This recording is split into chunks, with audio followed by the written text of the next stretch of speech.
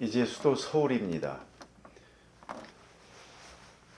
우리는 용산 동쪽으로 나는 양지바른 돌투성이 길을 따라가면서 가까이에 일본 침략군이 주둔하고 있는 몇 개의 마을을 지나쳤다. 푸른 언덕이든 협곡이든 총칼로 무장한 일본군 감시병들이 그림 같은 소나무 사이에 몸을 숨긴 채 서 있었다. 무장한 기병들은 도로를 순찰했다.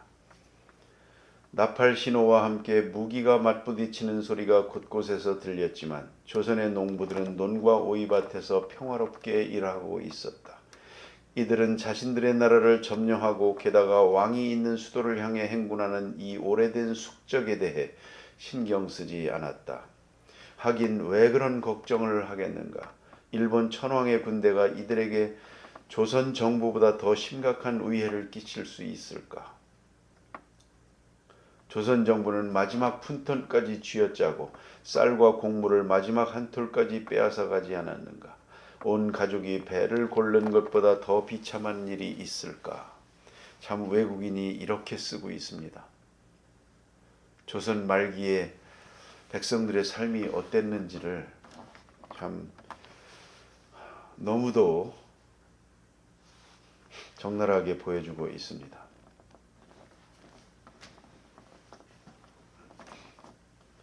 머리는 작고 대머리에 잔뜩 인상을 찌푸리고 있으며 팔과 다리는 길고 가늘지만 몸통은 끔찍하게 부어올라 있었다. 이것이 조선인을 그린 정치적 그 캐리커처가 이제 이런 모습이었답니다.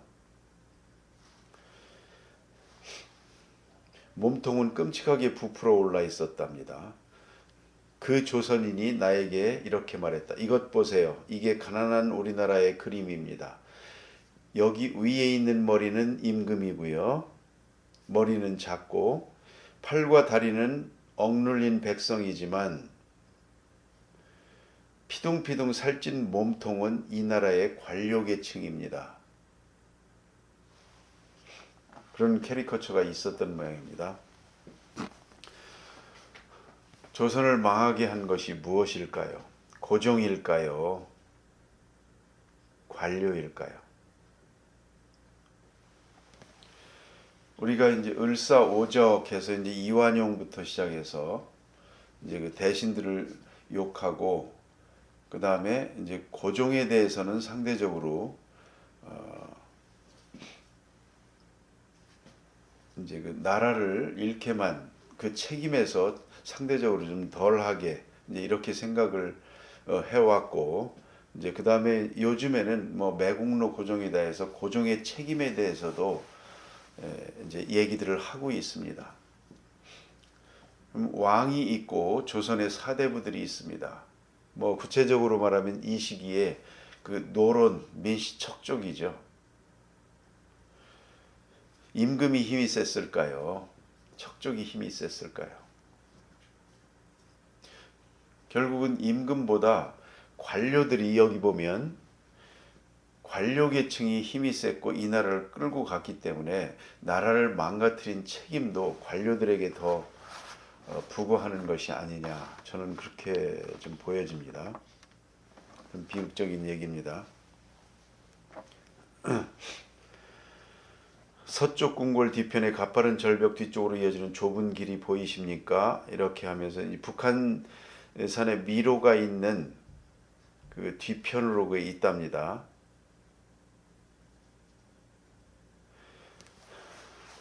다른 방향에서는 접근이 불가능한 높은 지대에 왕이 뜨거운 여름을 보내는 세 번째 왕궁이 있습니다. 현재는 그 절벽 요새의 수비를 강화하기 위해 조선에서 가장 용감한 군인 500명이 주둔하고 있지요.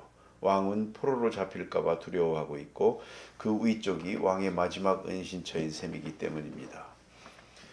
대원군이 섭정 10년 동안에 이제 신미양요, 병인양요 해서 다 물리쳤고요.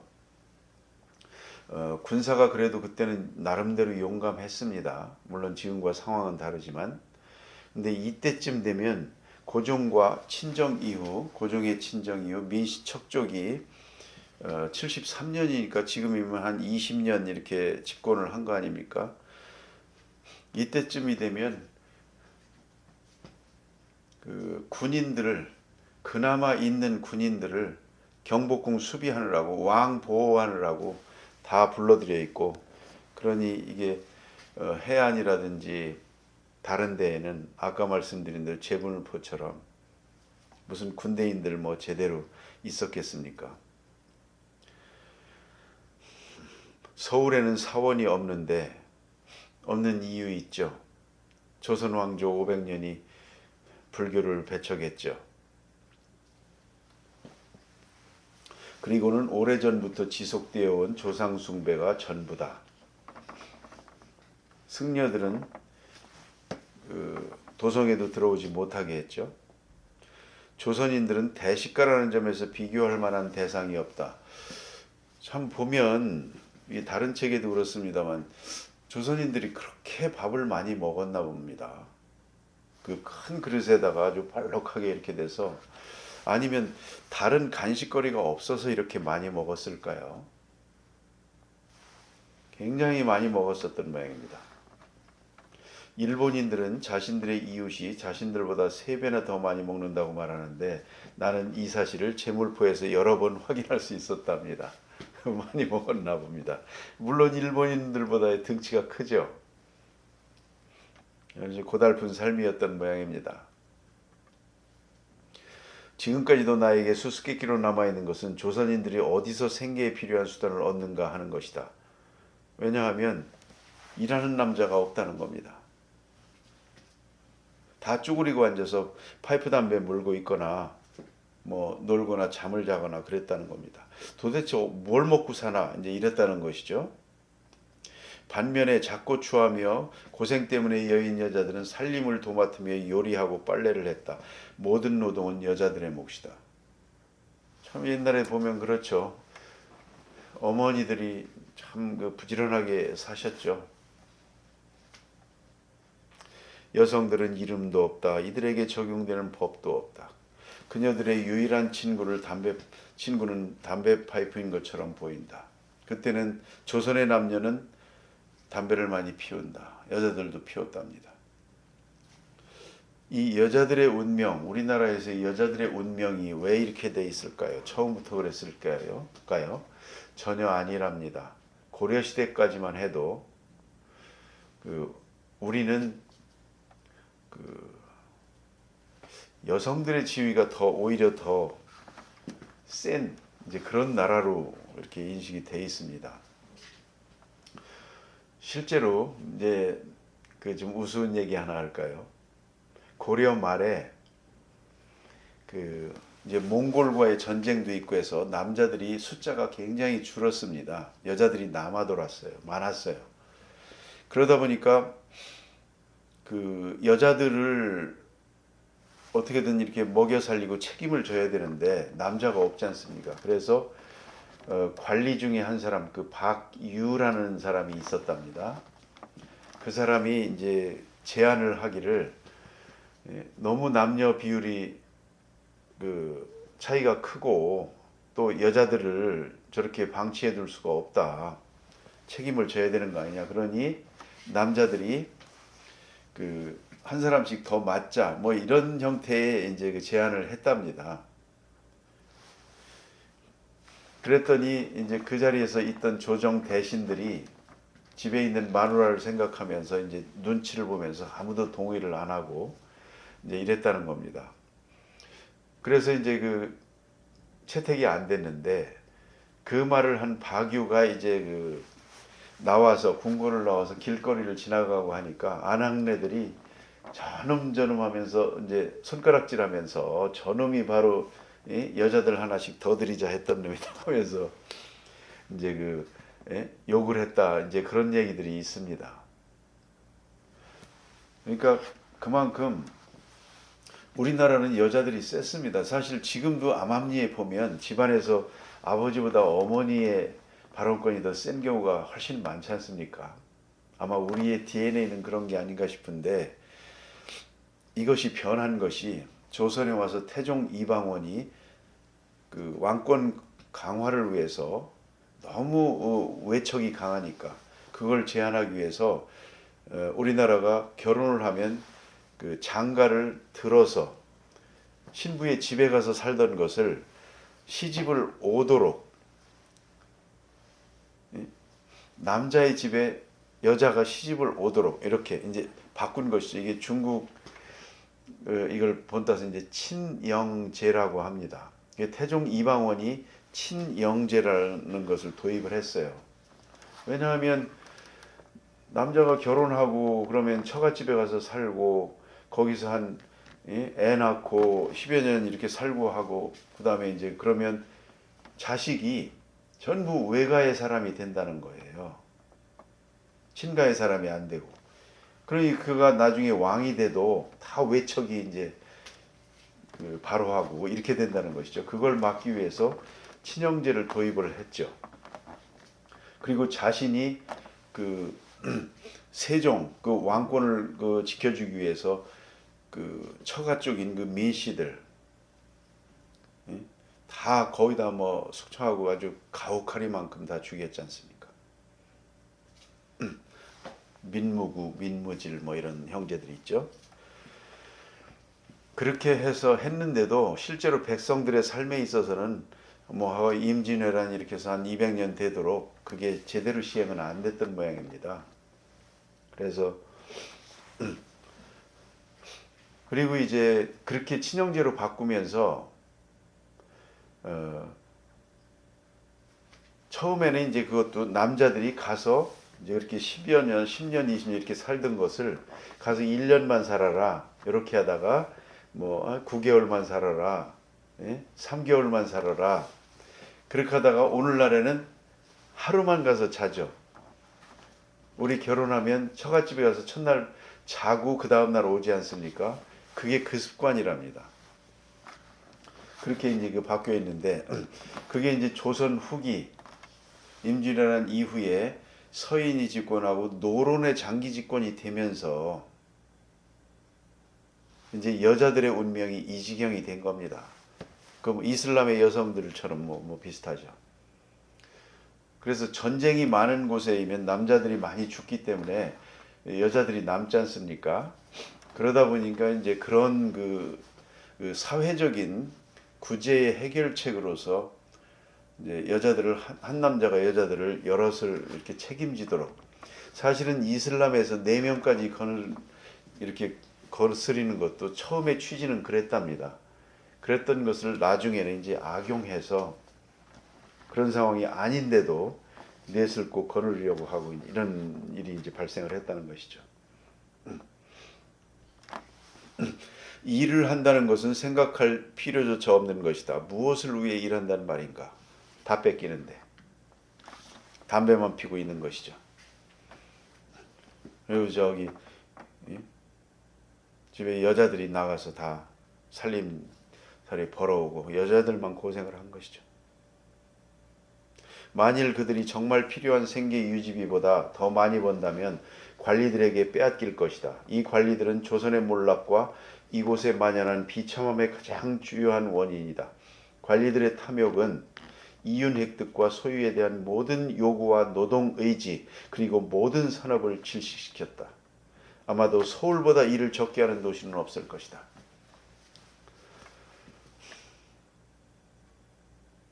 국가가 참 이렇게 중요합니다. 그리고 국민이 일을 할 수 있도록 만드는 그 체제, 뭐 사유재산이 이제 핵심입니다만은 내가 열심히 하면 한 만큼 내 통장에 뭐가 쌓여야 되지 않겠습니까? 뭐 다른 복잡할 것이 없습니다. 그거 하나 지켜낼 수 있는 체제면 됩니다. 이때는 전혀 안 그랬다는 것이죠. 오늘날 조선에서 볼 수 있는 것은 14세기의 조선 문화와 중국 문화가 기묘하게 혼합되어 있는 모습이다. 그것만 했지 않습니까? 대명천지, 그래서 소중화, 뭐 명나라, 맨날 명나라 하지 않았습니까? 우암 송시열로부터 시작해서요. 노론들이. 그렇죠. 숭정 1월, 대명천지. 만동문 해놓고서 다 망한 나라. 숨어서 제사 지내고 어째 이런 일이 있습니까? 이게 국제정치라는 것을 참 생각해 보면요. 정말로 말도 안 되는 일들이 그렇게 벌어졌습니다. 그렇게 노론이 서인 노론 집권이요. 조선 말기까지 대강 따지면 한 300년 가까이입니다. 그렇게 권력을 누리면서 독점하면서 살았어요. 그러니 나라가 뭐 제대로 됐겠습니까? 그 마지막 방점을 찍은 것이 민시척족들이죠.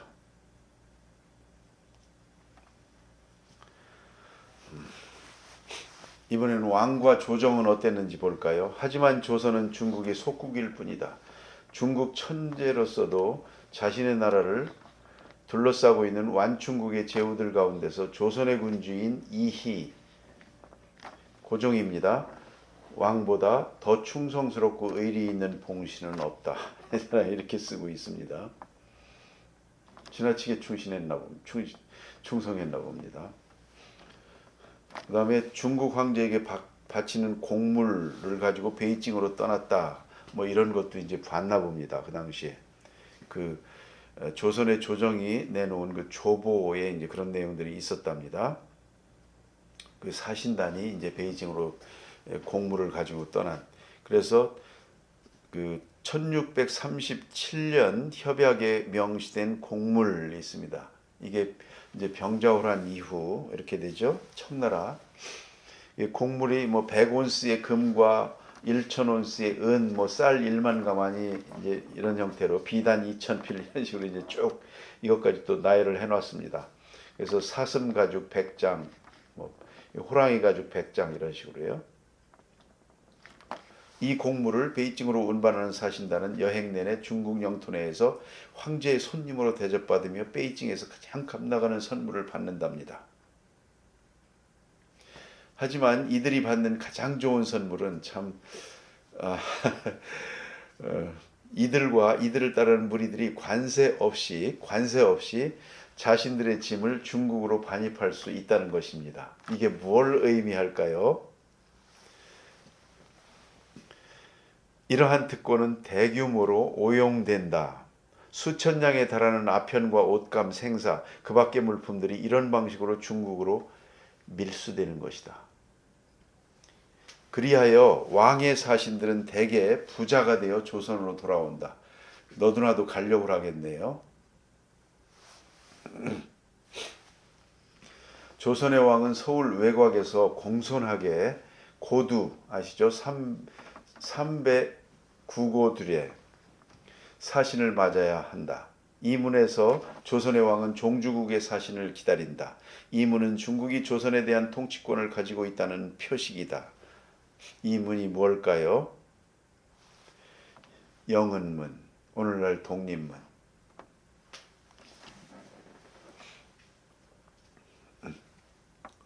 조선에서는 오래전부터 봉화를 사용해왔다. 우리가 남산타워에도 가면 봉화가 있죠. 8개의 도에서는 매일 저녁 특정한 산 위에 봉화가 지펴지는데 불상사나 외부로부터의 위협과 같은 위험한 상황이 발생하면 봉화는 2배가 된다. 이게 이제 규칙입니다. 처음에는 수도의 서대문 가까이 있는 산 위에 우선 하나의 불이 빛나고 마지막으로 남산의 돌로 된 제단 위에 4개의 커다란 나무단이 점화되는데 이는 나라가 평안하다는 표시이다. 지금도 이제 가시면 확인할 수 있습니다. 그 남산타워, N타워에 있죠. 그곳이 지금 관광공사에서 그 100개의 머스트 100 투어리스트 스팟에서 이제 외국 여행객들이 꼭 가봐야 될 100곳 선정한 곳 중에 이제 남산 N타워가 있습니다. 한번 가보시죠. 최근에는 사람들이 왕을 불안하게 만들지 않기 위해 봉화의 개수를 늘리는 것을 단념한 것처럼 보인다. 해이해졌죠. 왜냐하면 일본군들이 현재 수도를 점령하고 있음에도 불구하고 매일 저녁 남산 꼭대기에는 4개의 불빛만 타오르고 있기 때문이다. 일본군들이 수도를 점령하고 있는데 평안하다는 표시로 남산 꼭대기에는 4개의 불빛만 타오르고 있었답니다. 이미 나라의 형편이 이 지경이 되어 있습니다. 현재 왕은 모든 측면에서 선하며 대단히 총명하고 나라의 안녕에 신경을 쓰는 사람으로 묘사되고 있는데, 이는 503년 전부터 조선을 다스린 왕조의 전임자들을 볼 때 예외적인 일이다. 많은 조선인들은 왕의 명령이 제대로 수행되었더라면 나라가 번영하고 행복해졌을 것이라고 말한다. 이런 정서가 있나 봅니다. 하지만 유감스럽게도 조선에서 왕은 이름만 통치자일 뿐이다. 왕비의 가문에 속한 범죄자적인 세죠. 양반 무리가 정부의 고삐를 쥐고 국가의 대소사를 어떻게 할지 왕에게 지시하고 있기 때문입니다. 이것이 이 작가가 본 그 조선의 사정입니다. 이 왕은 허수아비였다는 것이죠. 사실로 조선 전기 때 이후, 특히 임진왜란 이후에는 왕이 실권이 있었습니까? 없었죠. 특히나 조선 말기 정조 이후에 그 세도 정치 때는 어땠습니까? 우리가 다 알 수가 있는 상황입니다. 지금의 상황으로 보건대 넓은 지구상에서 조선만큼 백성이 가난하고 불행한 반면 지배층은 거짓되고 범죄적인 곳은 아마도 거의 없을 것이다. 이랬습니다. 지금의 대한민국은 어떻습니까?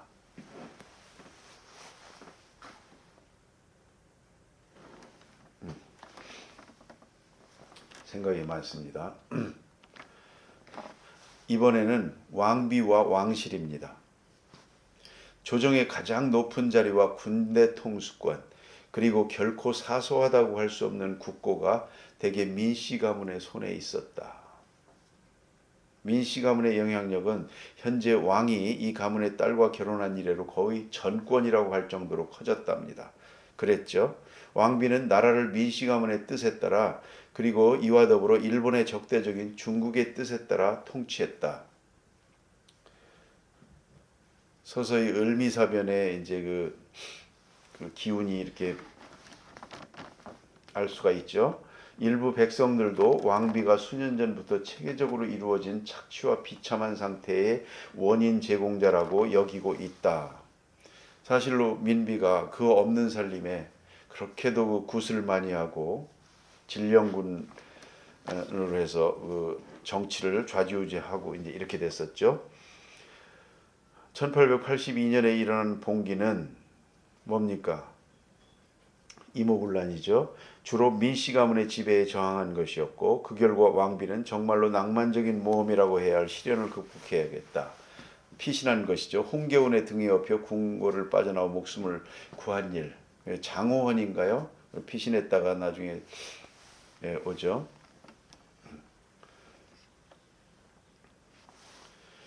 조선 외교부서의 성명서라는 것이 있습니다. 한번 읽어보겠습니다.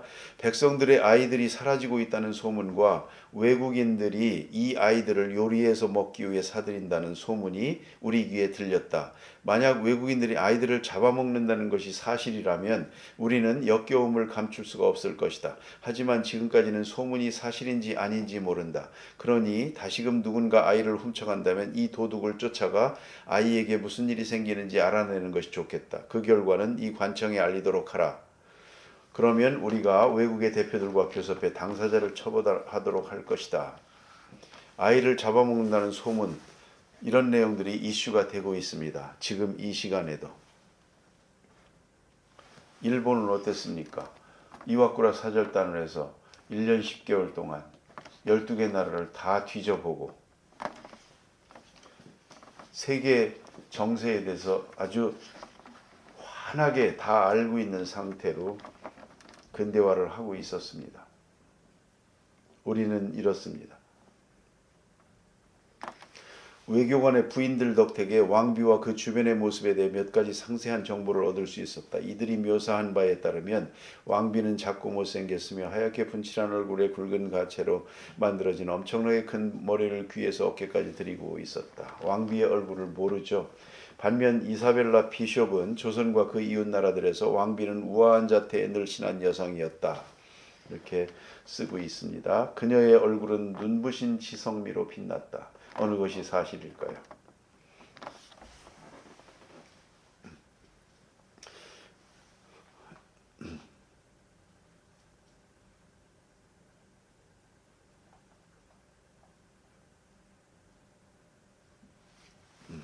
그렇습니다. 이번에는 조선 왕의 장례식도 있습니다만 중국 황제의 사신단에 대해서 보겠습니다. 조선이라는 작은 왕국은 중국의 봉신 국가인가, 조선은 독립적인 나라인가? 일본 군대가 조선에 진군하는 것의 정당성은 대체로 이 논쟁거리에 대한 답에 달려 있으며, 이와 더불어 중국과 일본 사이에 벌어지는 전쟁의 정당성 역시 그 답에 달려 있다. 이 문제가 청일전쟁 내내 이제 그래서 이슈가 되죠. 도대체 조선의 국제적인 그 위치가 어떤 것인가? 독립국가인가? 아니면 중국의 뭐 봉신국가인가? 계속적으로 헷갈립니다. 그런데 여기 써 있는 뭐 광서 16년에 조선의 대비 조씨가 83세를 일기로 세상을 떠났다. 뭐 이렇게 했을 때 조선의 왕이 사신을 중국의 국경으로 보내서 뭐 이렇게 초상을 알리고 이런 것들을 보면 뭐 독립국가가 아닌 것은 확실해 보입니다. 1890년 조선에 보내는 중국 황제의 사신단, 황제의원회의 개인 비서에 의해서 이제 쓰인 글인데요. 고 얼굴을 남쪽으로 향한 채 그곳에 섰다. 이제 통역관들이 조선의 사신들을 안으로 들였고, 이들은 조선 왕의 두 문서를 무릎을 꿇은 채 전달했다. 비서관은 이 문서를 받아 탁자 위에 놓았고, 이후 조선의 사신들은 다시 홀 밖으로 인도되었다. 무릎을 꿇고, 우리가 그 개항할 때 그 유명한 사진 있죠. 무릎을 꿇고 서양 사람도 만나고, 조선 왕이 중국 황제에게 자신의 어머니가 돌아가셨다는 사실을 전하는 문서도 이렇게 있습니다. 당신의 신하, 뭐 조선의 왕의 얘기입니다. 조선의 왕 이희는 제 어머니 왕비 조씨가 광서 16년 4월 17일 서거했음을 공손히 알립니다. 지금 저는 황제 폐하 앞에 큰 걱정과 슬픔에 잠겨 무릎을 꿇습니다. 독립국가입니까? 종은 폐하께서 자비롭게 배려해 주시기를 청합니다. 황제는 의전 담당 부서에 보내는 메모에서 조선의 어려움을 고려하라는 결정을 내렸다. 그리고 덧붙인 말이다. 조선은 예부터 스스로를 중국의 봉신국가로 여겨왔다. 스스로를. 그리고 우리로부터 자비와 호의의 증거를 많이 받아왔다. 애도의 사신단을 조선으로 보내는 것은 우리의 의전 규범서에 적혀 있고, 따라서 그렇게 거행되어야 한다. 왜냐하면 우리가 진심으로 애도하고 있다는 것을 우리의 봉신국에게 보여주기를 원하기 때문이다. 이렇게 이제 쭉 쓰고 있습니다.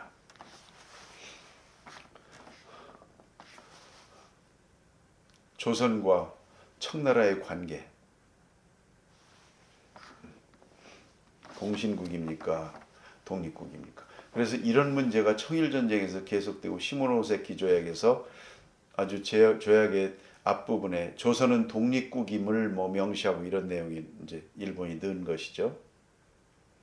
그리고 이에 따라서 우리 자체적으로는 이제 영은문 헐고 독립문도 세우고 이제 이런 일들을 벌이게 된 겁니다. 지금 서대문 독립문이 그겁니다. 다시 영은문 되게 생겼습니다.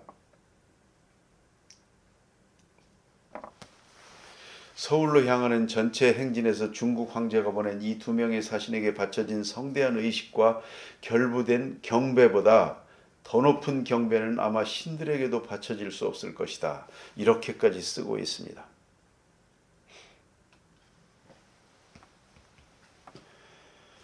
황제의 사신들이 가까워짐에 따라 왕의 조신들과 문관들 그리고 장교들은 검은 목깃과 검은 망사 두 건 그리고 검은 뿔테 허리띠를 착용한다. 하지만 왕은 날개 달린 모자와 검은 깃을 단 소박한 옷 그리고 연옥석으로 되어 있고 검은 술이 달린 상복용 허리띠를 착용한다. 참 찐합니다. 황제의 사신들은 황제의 친서를 도금된 상자에 정중하게 넣고 황제의 선물은 두 번째 상자에 넣는다. 이어서 국내부 대신은 왕에게 일어나도록 청한다. 그때까지 왕은 몸을 굽히고 있었던 것이죠.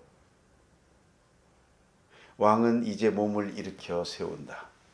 참, 이렇게 됐습니다. 의전이 이랬습니다. 사신들에게 인사한 후에 왕은 대궐문에서 행렬을 기다리기 위해 서둘러 대궐로 향한다.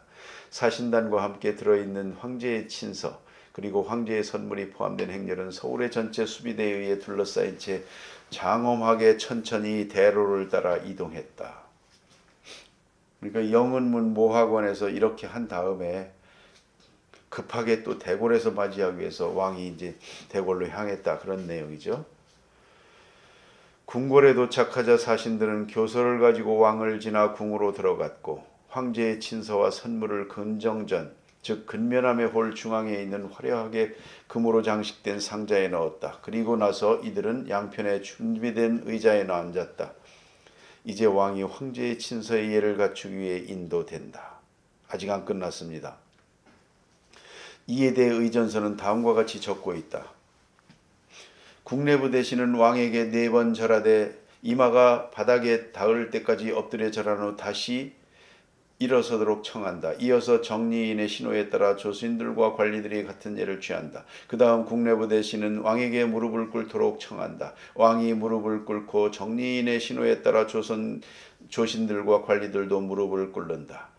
향관리인은 향로 앞에 무릎을 꿇고 향로를 3번 흔든다. 이어서 바닥에 대고 절한 후 자리를 비킨다. 왕도 같은 의식을 실시한다.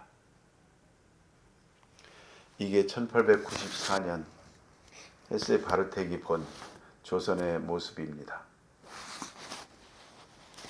잠깐 쉬셨다가 계속되겠습니다.